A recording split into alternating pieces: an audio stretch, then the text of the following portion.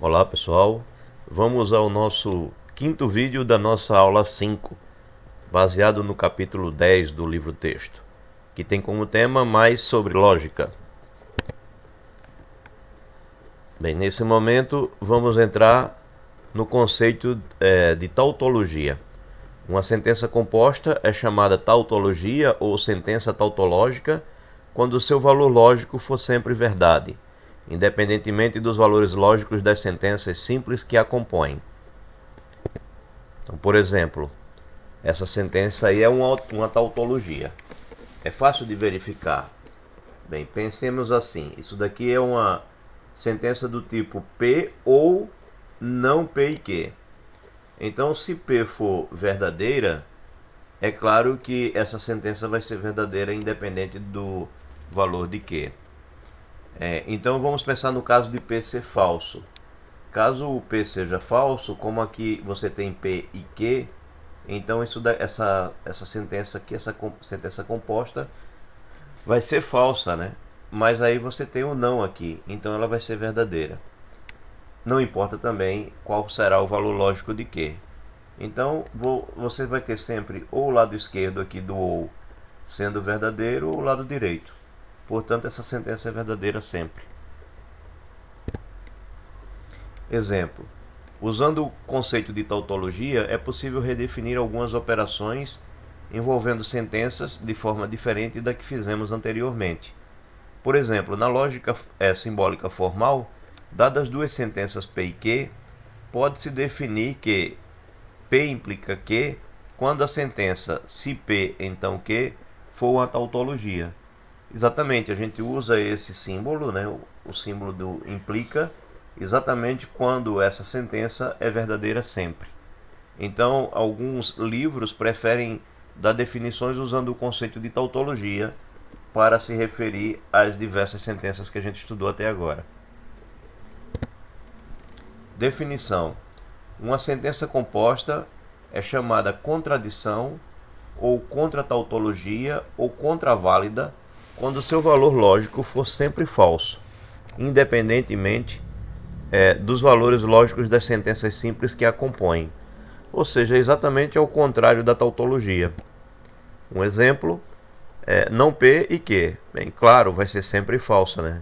Porque se o P for verdadeiro, então você vai ter que não P é falso. E se o P for falso, então por essa parte daqui do lado direito da sentença não P e Q, ela vai ser falsa também. Então essa sentença vai ser sempre falsa. Ela é então um bom exemplo de uma contradição ou contratautologia ou contraválida, dependendo da linguagem usada. E redução do número de conectivos. Bem, redução do número de conectivos é consequência dessas equivalências que aqui estão. Aqui você tem uma sentença do tipo P ou Q, aqui do tipo se P então Q, e aqui do tipo P se somente se Q. Então, são as sentenças do tipo que trabalhamos até agora. Claro que, se todas forem verdadeiras, aqui a gente pode dizer P implica Q, e aqui a gente pode dizer P equivalente a Q. Então, essas equivalências envolvem todos os tipos de sentença que trabalhamos até agora, menos P e Q, porque na verdade a nossa conclusão vai ser a seguinte. Dessas equivalências, observa-se que na lógica formal, todos os conectivos entre proposições já apresentadas podem ser definidos usando apenas a conjunção e a negação não aí, né? Então veja só, observe que todas essas sentenças são equivalentes a sentenças onde eu só utilizo a negação ou então o conectivo e. Então essa sentença do tipo ou pode ser escrita como essa sentença onde eu só uso a negação ou o conectivo e. A mesma coisa, a sentença do tipo se P então Q pode ser substituída por uma sentença onde eu só uso a negação ou o conectivo e. E o mesmo com a equivalência. Eu posso substituir por essa sentença onde eu só uso a negação ou o conectivo e. E claro, se a sentença for do tipo P e Q, ela já está dada apenas com o conectivo e. Portanto, todos os tipos de sentenças compostas que usamos até agora elas podem ser substituídas por sentenças que usam apenas a negação ou o conectivo e.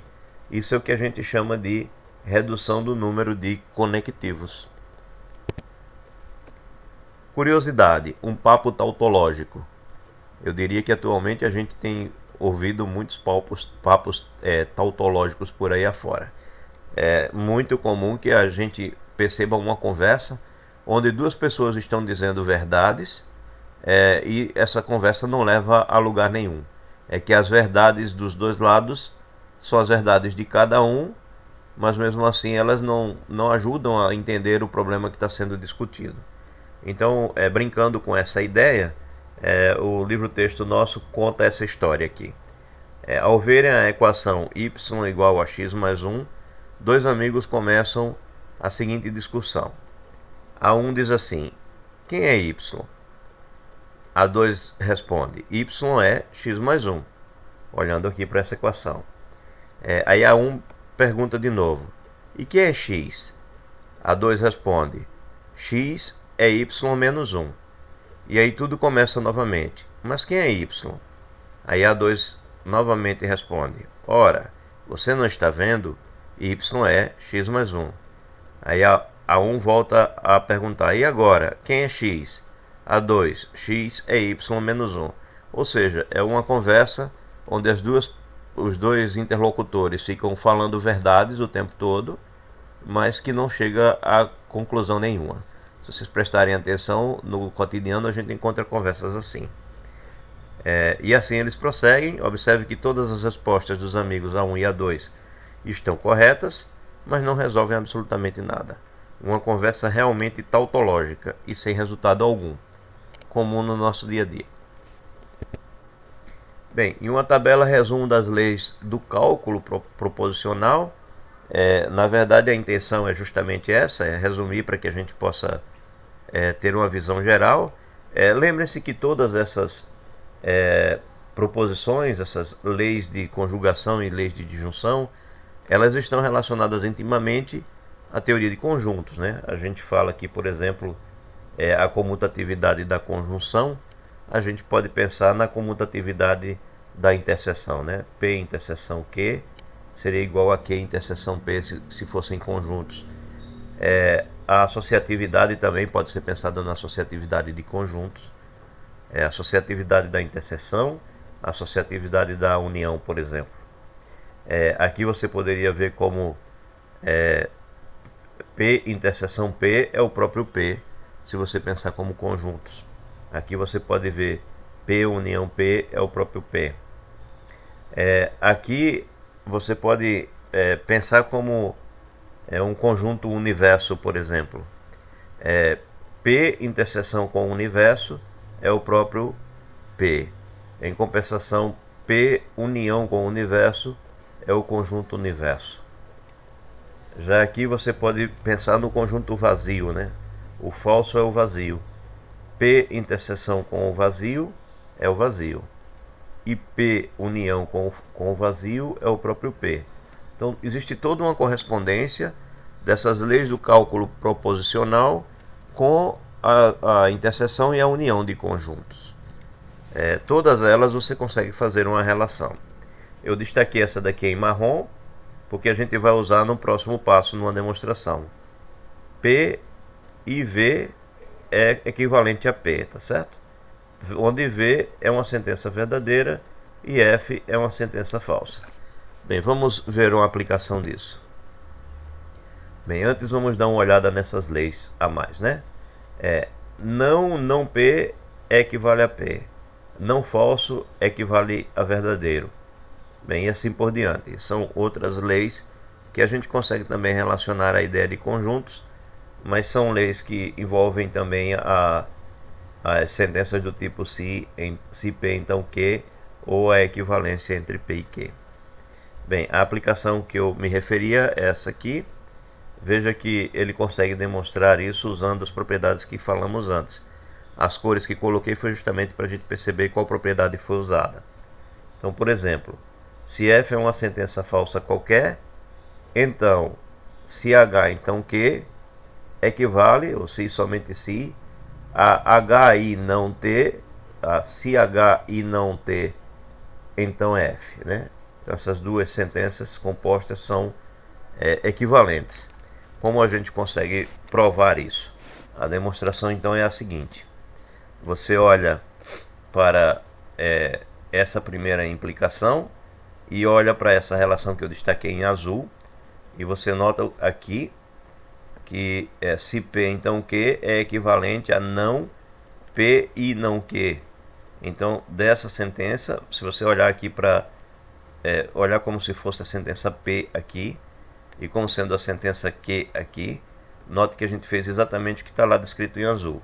Não, aqui é P e não Q, ok?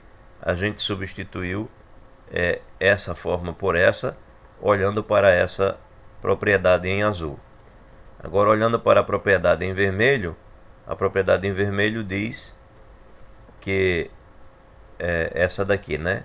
Não F é V. Então eu tenho não F aqui, substituí por V. No lugar de não F, coloquei V.